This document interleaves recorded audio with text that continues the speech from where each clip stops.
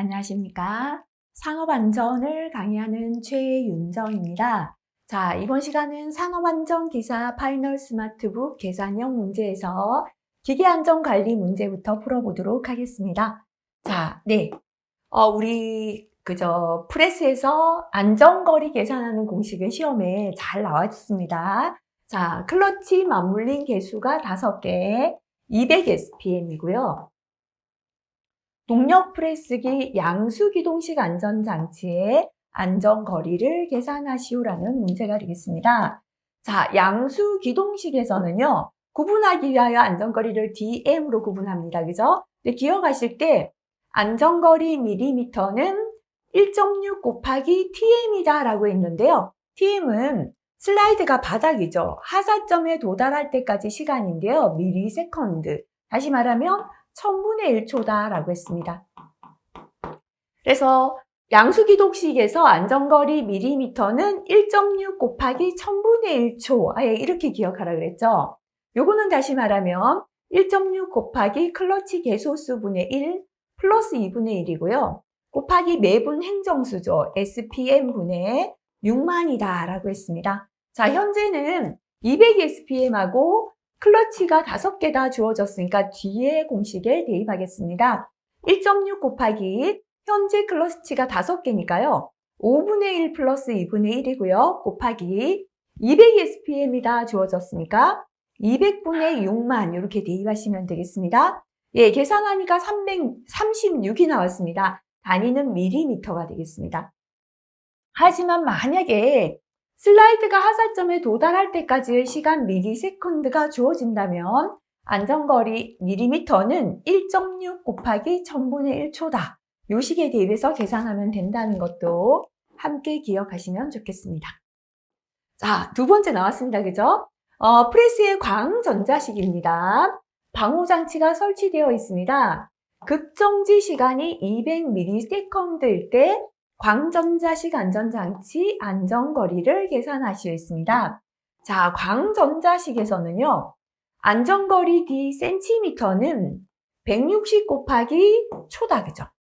밀리미터는 1600 곱하기 초다. 본인이 편한 거 하나만 기억하시면 됩니다. 자, 지금은 밀리미터 계산하시겠으니까요. 밀리미터는 1600 곱하기 초다 넣어도 됩니다. 예, 그래서 우리는 두 번째 식 이용하겠습니다. 예, 밀리미터는 1600 곱하기 초인데요. 지금 초를 대입해야 되는데 200ms라고 나왔죠. 밀리세컨드는 1000분의 1초죠. 다시 말하면 1000분의 200초다라고 나온 거예요. 그래서 예, 안전거리 D 밀리미터는 1600 곱하기 1000분의 200초다. 이렇게 대입하시면 안전거리는 바로 320mm 나옵니다. 또는 혼돈되니까 나는 그냥 센티미터로 통일해서 센티미터는 160 곱하기 초다라고 암기하셨다면요. 32cm 곱하기 1000분의 200초는 10초죠. 계산하면 아닙니다. 160 곱하기 1000분의 200초잖아요. 그죠?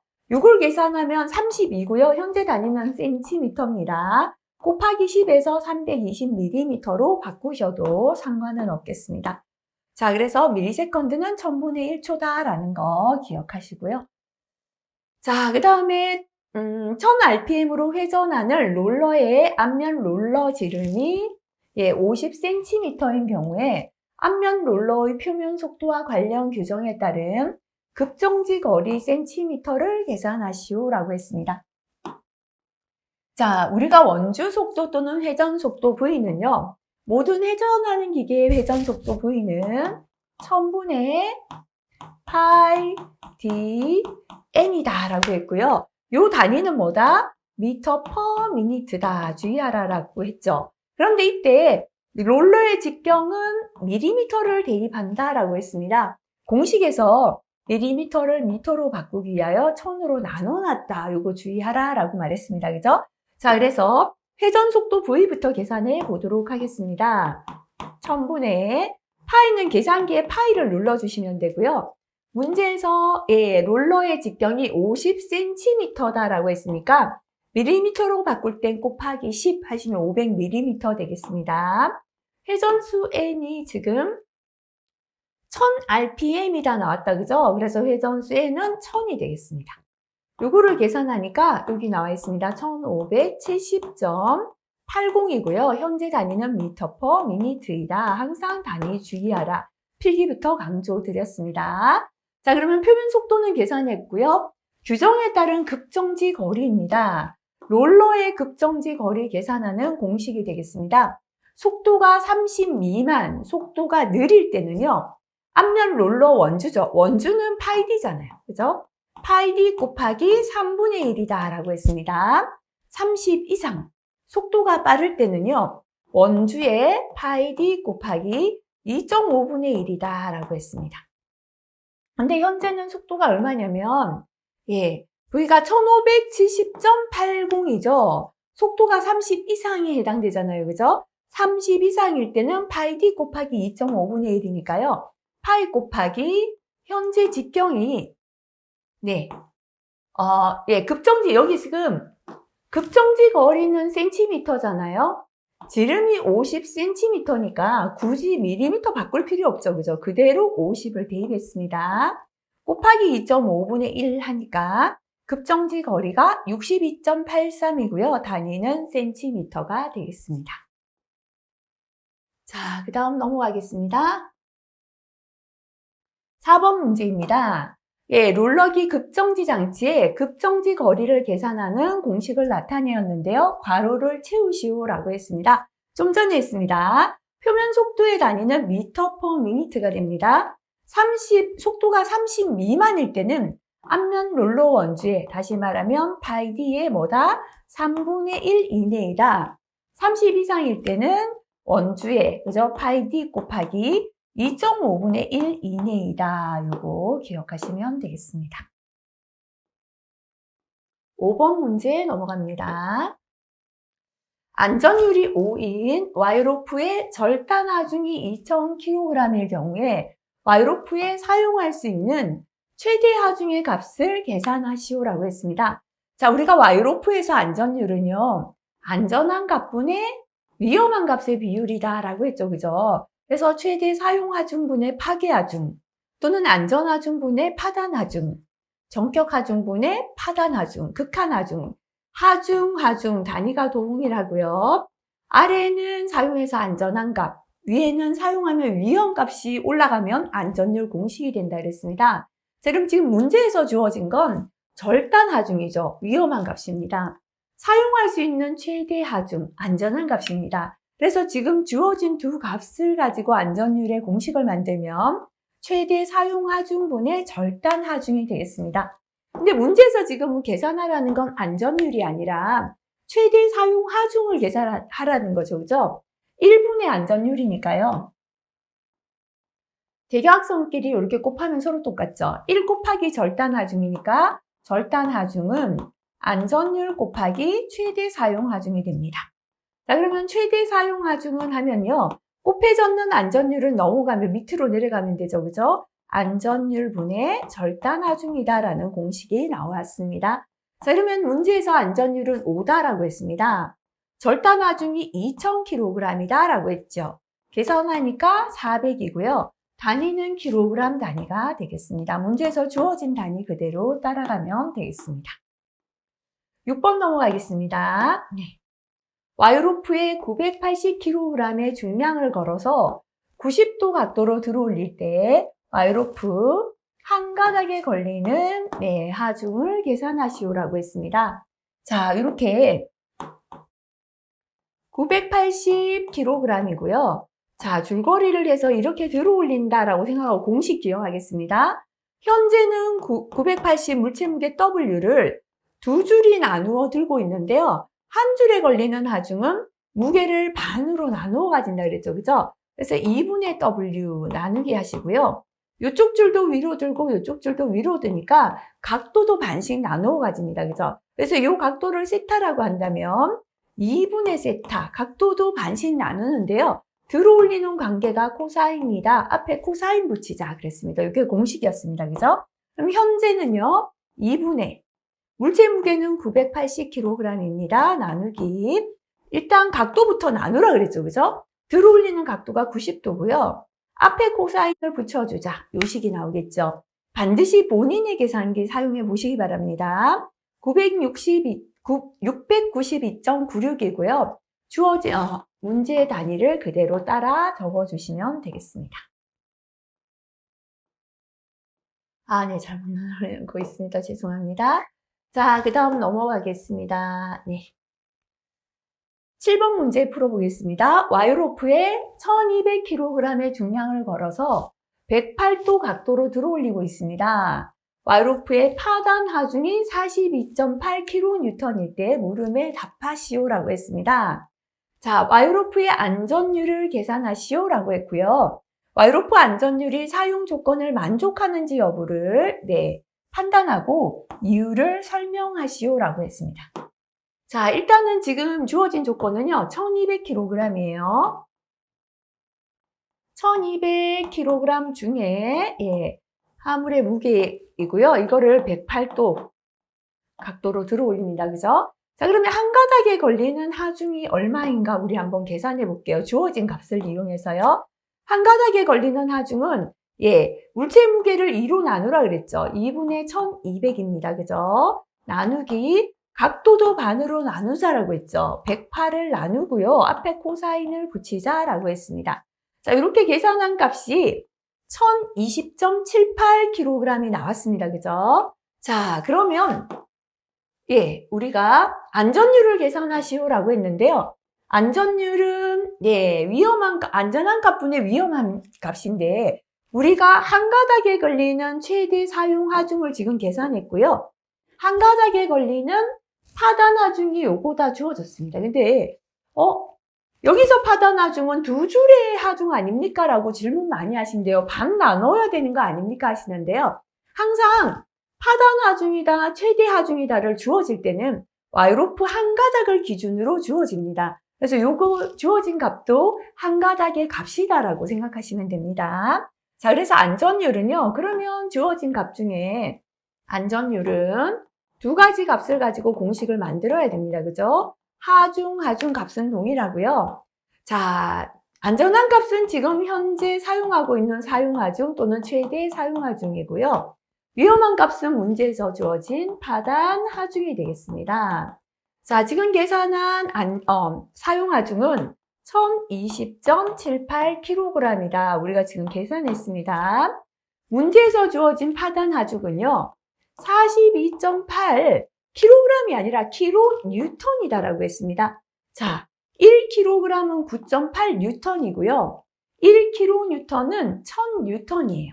그래서 다시 말하면 단위가 다르기 때문에 이거를 뉴턴으로 통일을 해주겠습니다. 자, 1020.78kg은 곱하기 얼마? 9.8을 해주면 이제 뉴턴으로 바뀌었습니다. 그죠? 42.8kN이니까요. 뉴턴으로 바꾸려면 곱하기 1000 해주면 뉴턴이 되었습니다. 자, 이렇게 통일해서 단위를 통일화시켰고요. 그럼 단위 약분하면 없어지고 값은 4.28이 되겠습니다. 자, 지금 현재 와이로프의 안전율이 4.28인데요. 이게 사용 조건을 만족하는가라고 했습니다. 우리가 앞에서 화물의 하중을 직접 들어올리는, 그죠? 화물의 하중을 직접 지지하는 달기 와이로프의 안전율은 5 이상이어야 한다라고 공부했죠. 근데 현재는 4.28이니까 5가 되지 않으니까요. 이거는 만족이 아니라 불만족이다. 이유는 화물의 하중을 직접 지지하는 달기 와이로프의 안전율은 5 이상이어야 한다. 이렇게 설명하시면 되겠습니다. 자, 참고에 있는 와이로프 안전계수 한번 보고 지나가시면 좋겠습니다. 자, 8번입니다. 그림과 같이 와이로프에 1500kg의 중량을 걸어서 60도 각도로 들어올리고 있습니다. 한 줄의 파단 하중이 42.8kN일 때 물음에 답하여라. 같은 문제죠, 그죠? 각도만 약간 다른가요? 그러면 또 한 가닥에 걸리는 하중을 먼저 계산했다, 그죠? 한 가닥에 걸리는 사용 하중 계산하겠습니다.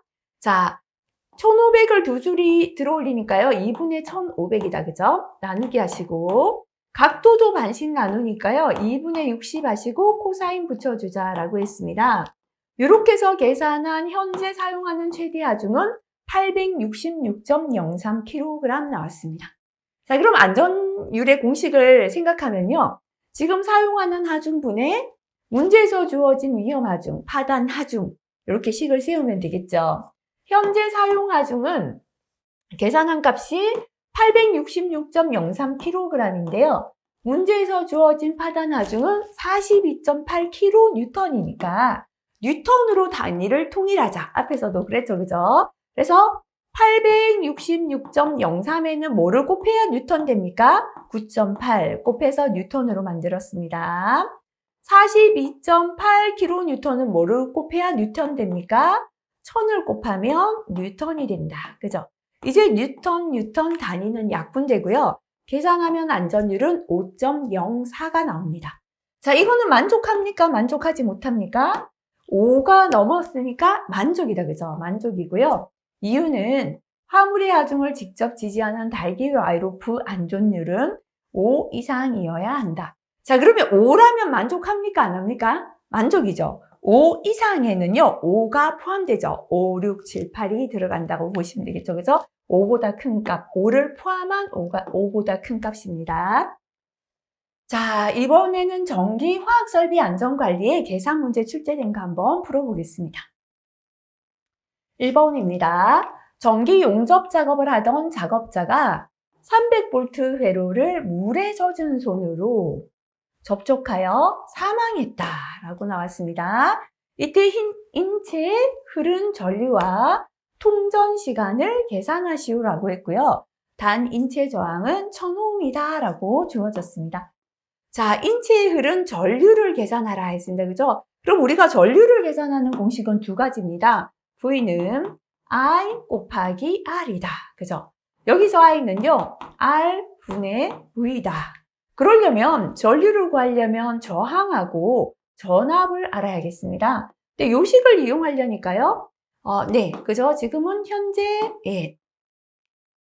300V다가 주어졌고 저항이 1000이다 라고 주어졌어요. 그죠? 그래서 계산하면 I는 저항 1000인데요. 이때 주의해야 될 게 있죠. 물에 젖은 손으로 취급할 때 인체가 물에 젖으면 저항은 25분의 1로 감소되죠. 그죠? 그래서 곱하기 저항이 25분의 1로 감소된다 해주시고요. 전압이 300V다 주어졌습니다. 계산하면 요거는 7.5A가 나옵니다. 7.5A인데요. 전류를 암페어로 계산하라 했다면 7.50A 하시면 됩니다. 근데 미리암페어로 계산하라 했다면 1000을 곱해야 됩니다. 그죠? 곱하게 되면 7500mA가 전류가 되겠습니다. 자, 그 다음에 두 번째는 뭐를 계산하라 라고 했는가 하면요. 통전 시간을 계산하라 했습니다. 자, 우리가 통전 시간 I는 심실세동 전류의 공식이었습니다. 지금 사망했는 전류니까 심실세동 전류라고 할 수 있겠죠. 그죠? I는, 요때 I는요, 암페어가 아니라 미리암페어 단위가 되죠. 그죠? I는 루트 T, 통전 시간분의 165다가 공식이었습니다. 그죠? 그래서 지금 우리가 금방, 그런데요. 지금 I를 계산하는 게 아니라 루트 T, T를 계산해야 되기 때문에 T에 관한 식으로 고치면 대각선끼리 곱하면요. I 곱하기 루트 T는 165가 됩니다. 루트 T는 I 곱하기 165가 되죠. 루트를 없애기 위하여 양쪽을 다 제곱을 해준다. 그죠? 그러면 결국은요. T는 I제곱, T는 I제곱 곱하기 165의 제곱이 됩니다. 잘못했습니다. 루트 T는 하면요. 맞죠? 루트 T는 하면은 I분의 165가 되고요. 없애버리면 I분의 165의 제곱이 T가 되겠죠. 그죠? 자, 그러면 이제 대입하면 되겠습니다. 지금 I는요, 우리가 계산했는 값이 7500mA였기 때문에 7500 대입하면 되겠습니다. 165의 제곱이다. 이걸 계산하면요. 0.000484. 지금 현재 단위는요. 자, 초가 되죠. 그죠? 여기에서, 우리가 통전 시간의 단위는 지금, 문제를 보겠습니다. 통전 시간을 미리세컨드로 계산하라 라고 했습니다. 그죠? 그래서 여기에서 나온 값에다가 곱하기 1000을 해줘야 미리세컨드로 바뀌겠죠. 지금 현재 값은 초고, 그죠? 그래서 곱하기 1000 하게 되면 0.48 미리세컨드가 답이 되겠습니다. 자, 여기에서요, 요거 잘못 띄었습니다. 죄송합니다. I의 통전 전류의 단위는 미리암페어죠. 근데 통전 시간의 단위는 초의 단위입니다. 그죠?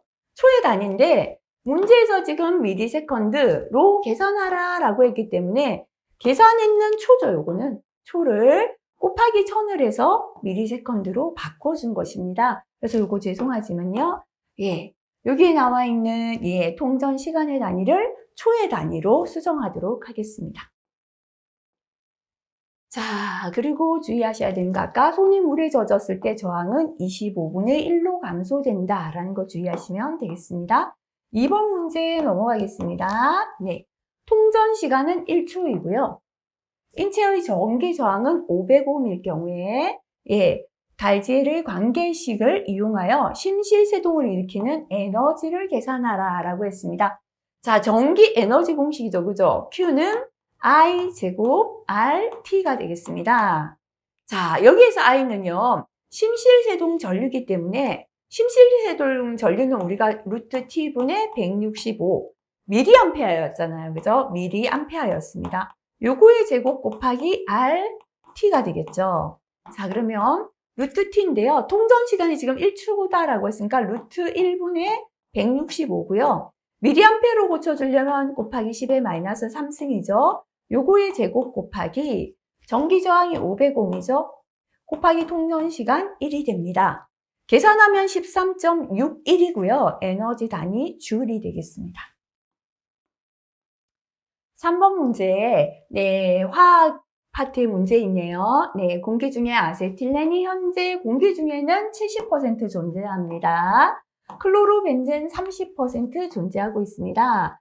다음과 같은 조건에서 혼합기체 공기 중 폭발 하한계와 아세틸렌의 위험도를 계산하라 라고 했습니다. 자, 혼합기체의 공기 중 폭발 하한계 또는 상한계를 계산하는 공식이었죠. 그죠? L분의 하고 비워두라 그랬습니다. 자, 아세틸렌은 하한계가 2.5입니다. 공기 중에는 70% 있습니다. 플러스 클로로벤젠은 하한계 1.3입니다. 공기 중에 30% 존재합니다. 그죠? 자, 공기 중에 존재하는 부피 두 개를 여기에 넣자라고 했습니다. 그죠? 그러면 L은 하면요.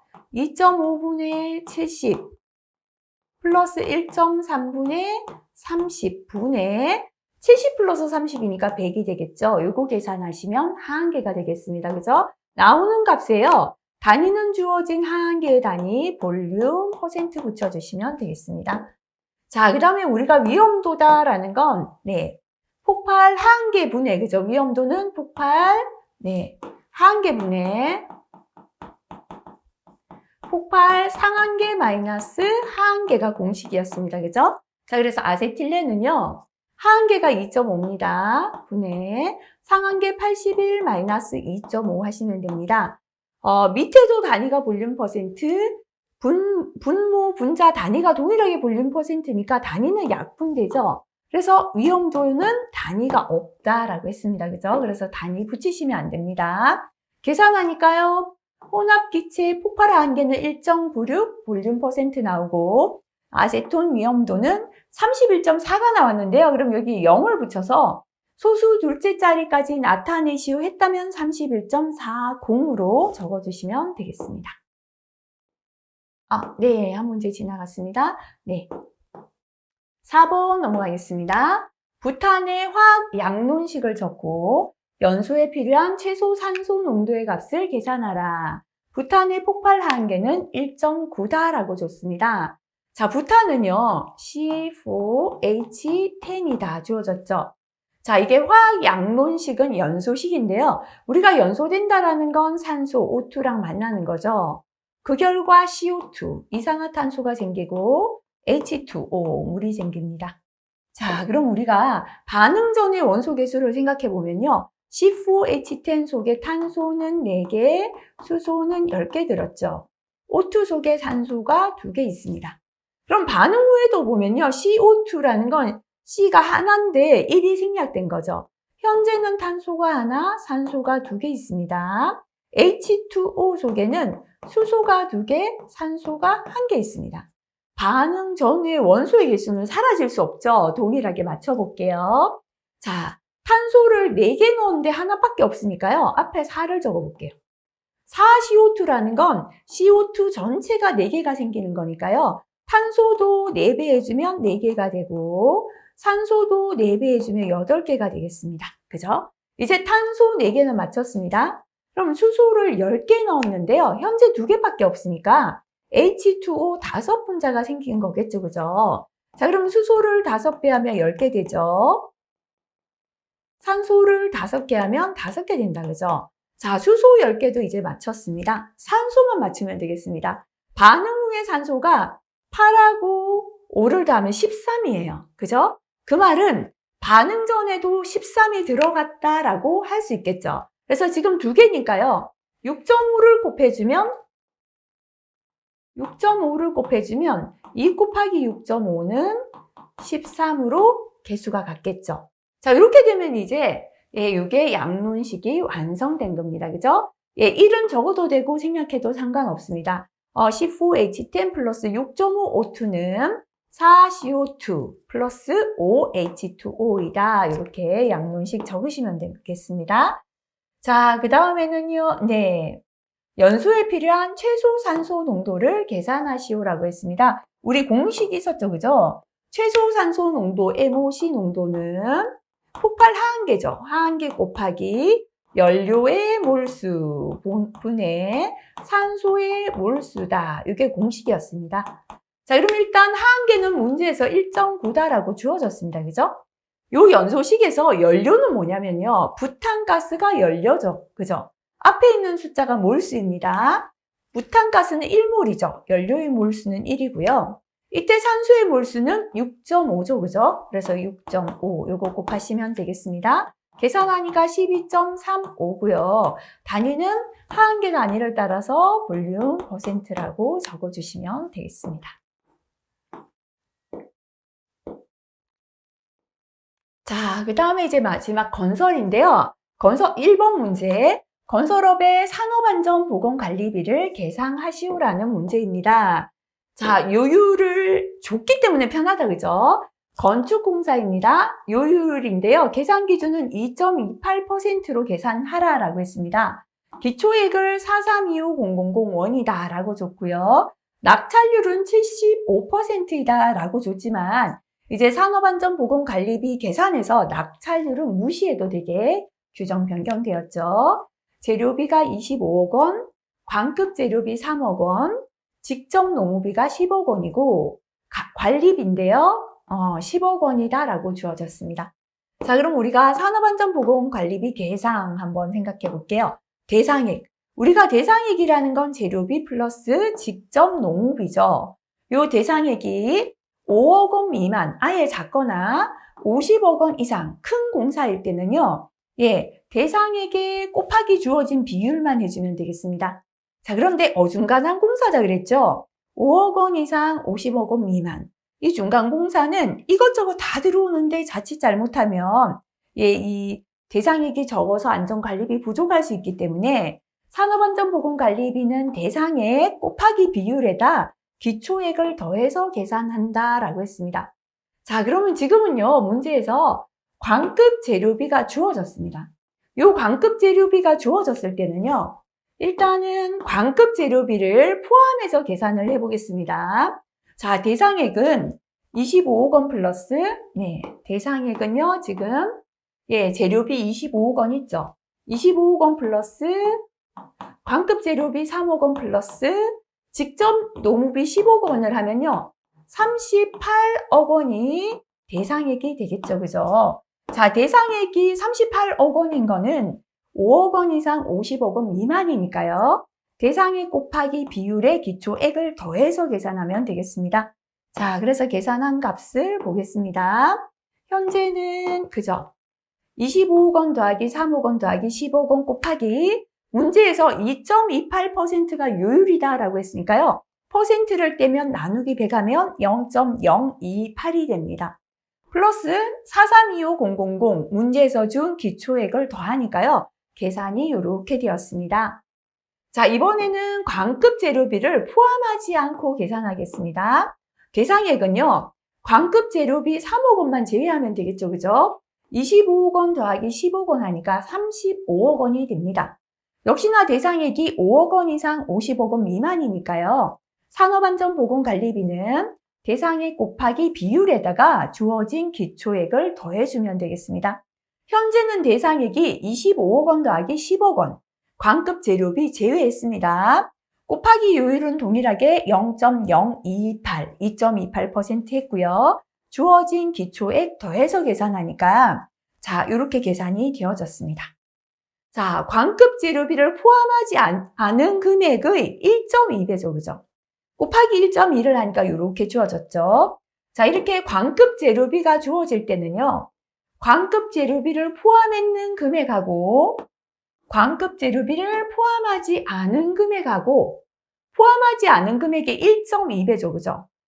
두 개 중에 작은 값이 산업안전보건관리비가 됩니다. 그래서 현재는 광급 재료비를 포함했는 금액이고요. 광급 재료비를 포함하지 않은 금액에 1.2배를 했는 금액이죠. 두 개 중에 작은 게 안전관리비가 되니까 자, 바로 이게 산업안전보건관리비가 되겠습니다. 자, 건설 쪽에서는 이렇게 설명 한번 보시면 되겠습니다. 발주자의 재료비를 포함한 산업안전보건관리비하고요. 발주자의 재료비를 제외한 산업안전보건관리비 곱하기 1.2배하고 두 개 중에 작은 값 이상으로 산업안전보건관리비를 계상하시면 된다라는 내용 되겠습니다. 자, 그 다음에 참고 인간공학 및 시스템 쪽은요. 일단은 출제 기준에서 제외되었습니다. 그래서 기출에 있다 보니까 한 문제 정도 간혹 나올 수도 있습니다. 우리가 건설 안전에도요. 분명히 인간공학 시스템 안전공학이 실기 기출 기준에서 출제 기준에서 제외되어 있지만 어쩌다 한 문제씩은 또 나옵니다. 선생님께서 안 나온다 해놓고 왜 나왔습니까 할까봐 제가 설명을 드리는데요. 출제자들이 기출에 있다 보니까 이거를 제외시키지 못하고 간혹 출제하는 경우가 있어요.